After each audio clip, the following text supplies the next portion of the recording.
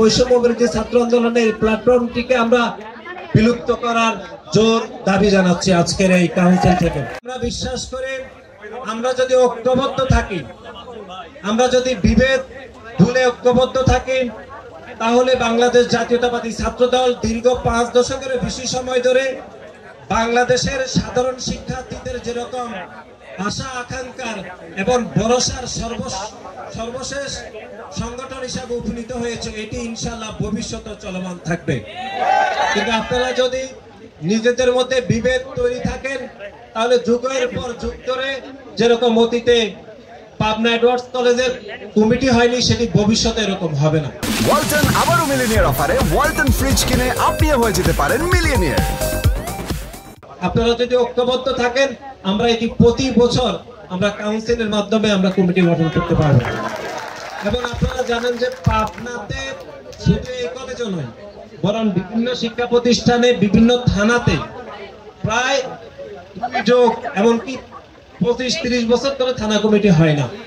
এটির একটি কারণ হচ্ছে আমরা সহনশীল না, আমরা নিজের স্বার্থটাকে বেশি করে দেখি। সুতরাং আগামীতে যে রাজনীতি চলমান রয়েছে, সেই রাজনীতিতে আপনি ছাড় দিয়ে চলতে হবে।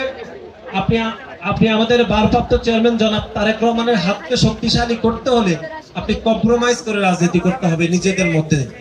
সুতরাং আমাদেরকে অবশ্যই ঐক্যবদ্ধ হতে হবে। এবং পরিশেষে আপনারা জানেন যে গতকাল আমাদের যে সহযোদ্ধা খুন হয়েছে জাহিদুল ইসলাম পারভেজ, সেই জাহিদুল ইসলাম পারভেজকে যারা উপযুক্ত করে ছুরিকাঘাত করে খুন করেছে, সেখানে নব্য পেশিবাদী চিন্তা করে একটি প্ল্যাটফর্ম গঠিত হয়েছিল, যে প্ল্যাটফর্মকে মেনে আমরা জুলাই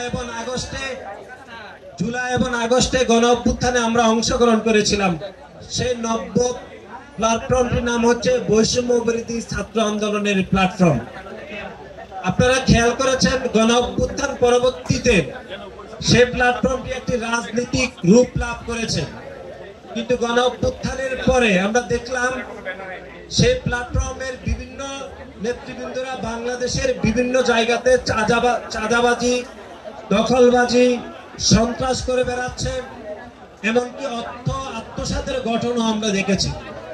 এবং গতকাল সর্বশেষ আমরা দেখেছি আমাদের সহযোদ্ধা, আমাদের ভাই জাহিদুল ইসলাম পারভেজকে প্রকাশ্যে ছুরিকাঘাত করে খুন করেছে বৈষম্য বিরোধী ছাত্র আন্দোলনের 2 জন যুগ্ম আহ্বায়ক। একজন হচ্ছেন সোরাব নিয়াজ তুষার, যিনি বনানী থানার যুগ্ম আহ্বায়ক, এবং হৃদয় মিয়াজি। আমরা আজকের এই কাউন্সিলের থেকে আমরা এই হত্যাকাণ্ডের তীব্র নিন্দা জানাচ্ছি এবং অনীতি বিলম্বে আমরা প্রশাসনের কাছে অনুরোধ জানাবো আমাদের সহযোদ্ধা ভাইয়ের যে হত্যাকারী যারা রয়েছে তাদের অনীতি বিলম্বে গ্রেফতারের আমরা দাবি জানাচ্ছি।